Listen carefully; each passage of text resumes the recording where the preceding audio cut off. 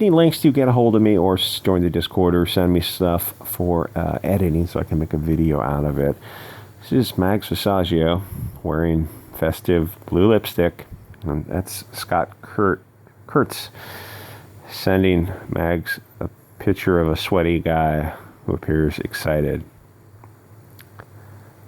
because Mags is wearing blue lipstick and is got a choker on. Okay, so they did a movie and a comic book. Which one is worse? That's an interesting question. We'll get to that in a second. It's about a Belgian boy who goes to England and has adventures, in the original at least. In the remake, it's set in Alabama with Americans fighting the evil Eastern European-sounding witches. Great. What is not to love? But you can bet the critics will love it and the audience will hate it, because that is what happens every single freaking time. They did a comic book remake also. It's set in England, but the boy looks Mexican, so I guess that means he's from the Middle East. But why does he have an English grandma? They never explain. And why exactly do you need to race swap the characters? Isn't that cultural appropriation? It's funny how cultural Marxism only seems to work in one direction. Almost as if Marxism is just an excuse to hate certain people and not others. I heard Gary from Neurotic talk about the future of film post Wu Flu, F China, last night. He said what we've all been saying all along. It's all the bad guys are going to be blonde, Swedish-looking motorcycle gangs who ride around Los Angeles attacking black PhD students. The future of film is going to be absolutely insufferable. And if you think I'm kidding with that, go read the Archie offshoot comics, Betty and Veronica and the Vixens. There's a whole bunch of these offshoot comics. And just go read comics in general. Anything printed in the last 10 years about the blonde man bad or the red-haired man bad. Or go read the latest Ms. Marvel 15, issue 15, which, as Yellow Flash said, is getting canceled by issue 18. Go. You can find it online. Go read the latest Ms. Marvel. It's about Ms. Marvel is, I don't know, some kind of brown girl who's being chased by the state, vaguely police characters who are red-haired Irishmen and his blonde German-looking cohorts.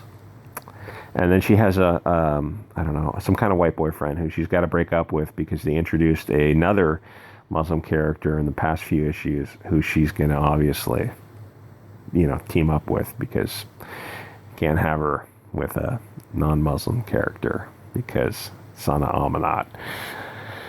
My God, these people, they make me insane. Okay, my point was that if you read comics in the past 5 years or 10 years, you're going to notice, make a correlation list of who the protagonists and the antagonists are.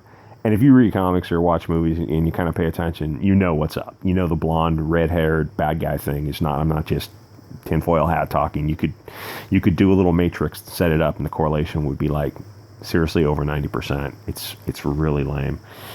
Part of what makes this original The Witches charming is that it's European people in England. It feels kind of magical. Nobody wants to see a movie about Americans set in 1960s Alabama. No offense, I hope you're not living in Alabama, but there is nothing magic about Alabama. Americans are common and crass.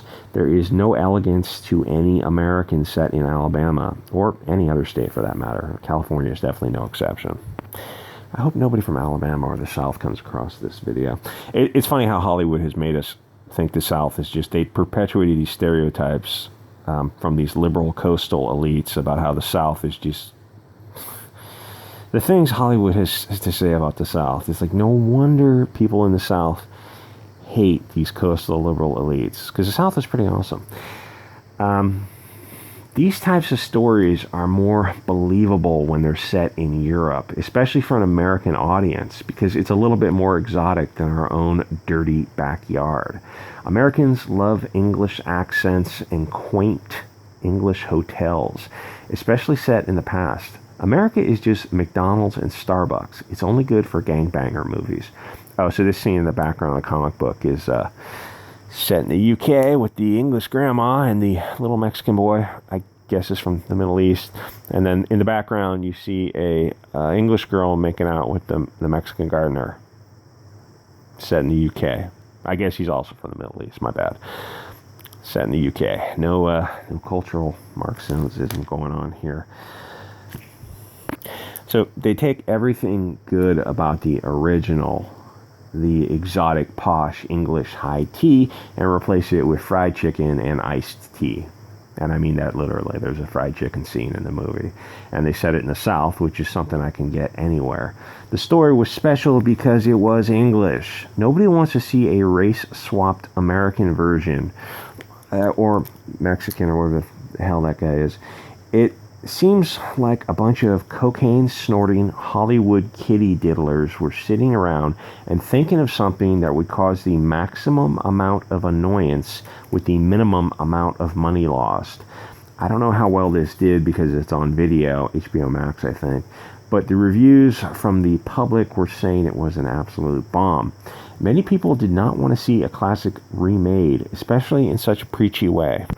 And yes, it's preachy, of course. When you see a pox kid on the cover of a comic or a film, they will be a Mary Sue purse puppy 100% of the time, who is going to preach to you about the communist dialectic, the patriarchy, and how evil the white devil is, which is, real subtle with the global homo there.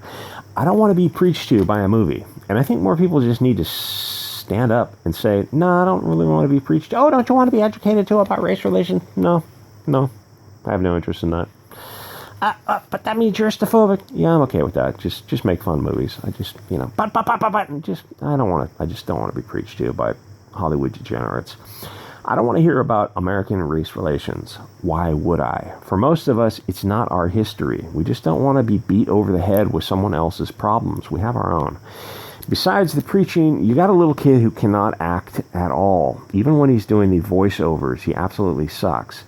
Then you have the condescension. You have to see the movie to really understand it, which is it's available online. Everyone good is one color, and everyone bad or incompetent is another color. I think this may have actually been 100% of the time. And the head witch, Anne Hathaway, is wearing a blonde wig because something Germany. She also speaks in a bad Eastern European accent. Why is it okay to insult Eastern Europeans? Sort of seems hypocritical, but it's Hollywood, and yeah, they're hypocritical. Now here's the thing. If you don't watch many movies or you just don't pay attention, maybe you won't notice that every time someone is belittled or condescended to, it's only in a certain direction. Maybe I'd do like a watch along on Bitchute because they allow that, at least for now. Eventually Bitchute is going to get more restrictive. Maybe DLive too. But once you notice the propaganda in films, you will never unnotice it. And a guy on Twitter was saying that he was watching old movies with his family, and it was hard for him because he noticed the propaganda. This upcoming Christmas, how much can I say? Watch Christmas movies and pay attention this time. It's like that Asperger's episode in South Park where Stan wakes up one day and notices how everything is crap. All the movies, all the pop music, the advertising, it's all global homo crap. For some reason, Cartman sticks burgers up his ass, and people love them for that extra special spice. Thankfully, Stan discovers the healing power of substance abuse to get through the day. Whiskey is like a kiss from God. The reason the original films worked was because they just used all English people. All the good guys and bad guys looked the same. They weren't grinding an axe about racial issues. I don't want to see any of that stuff. And please don't try to be subtle because you guys are entirely incapable of that. When I see a Pox character, I know the film or comic is going to be propaganda. Why would I want to see propaganda from a bunch of degenerates who rape children? I don't have any guilt about anything where I need to see these kind of movies.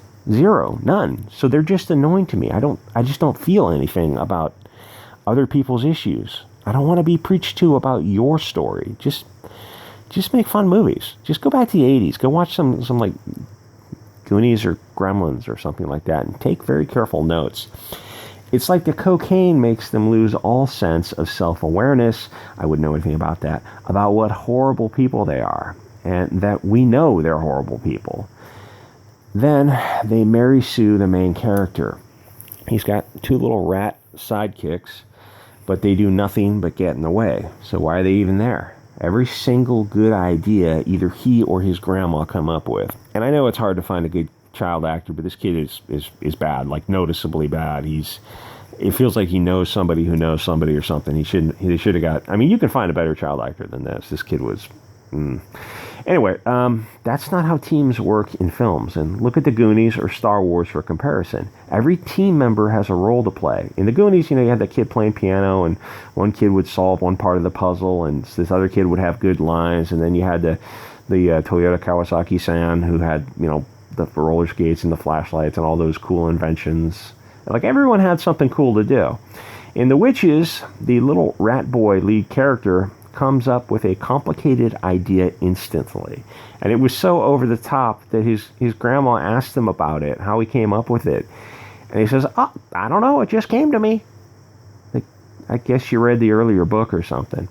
And there is a fat English boy who gets turned into a fat, greedy rat, of course. He is the stereotypical comic relief of fat, bumbling, and incompetent, while Alabama Rat Boy is a genius. It is all so tiresome. The fat, rude, greedy English boy meets the witches, and they comment how fat and stupid he is. Switch him out with a black kid, who, imagine they call him fat and stupid, and was the punchline for all the jokes. People would lose their freaking minds if anyone saw this movie, and not many people did. The reason people let it slide is because we've been brainwashed over the past 30 years to accept it. And here's the most effed up thing. The soft bigotry of lowered expectations. Deep down, we know, on average, English boys are pretty smart. They built England, which is awesome. So when you carry that thought experiment out to its logical conclusion, it's actually pretty insidious what the filmmakers are implying. The fat boy's love of chocolate got him turned into a rat, where to show you how fat he is, he has to struggle to get through not 1, but 2 grates, because he's fat. And fat people are funny, as long as they're the right color. Every time there's a puzzle to be solved in the film, the lead rat boy figures it out instantly. Even a kid is going to pick up on his Mary Sue-ness. It's like these people can't help but destroy good things. You only remake a movie if you think that you can improve it in some way. How is taking away the English elegance of it and replacing it with common Americans is an improvement? And I'm not alone in this. If you read the reviews, there are many 1 out of 10 stars. You remake something simply because you wanted to blackwash the characters. They are good, and blonde Anne Hathaway is bad. And why exactly is she blonde with an Eastern European accent? Why not make her a raven-haired witch with a Spanish accent? Or a black voodoo witch? Because that would perpetuate harmful stereotypes. So instead, you just make the blondes the fall guys again. Because, well, you know why. Anyway, like, comment, subscribe, guys, and I'll see you all on BitChute and D Live.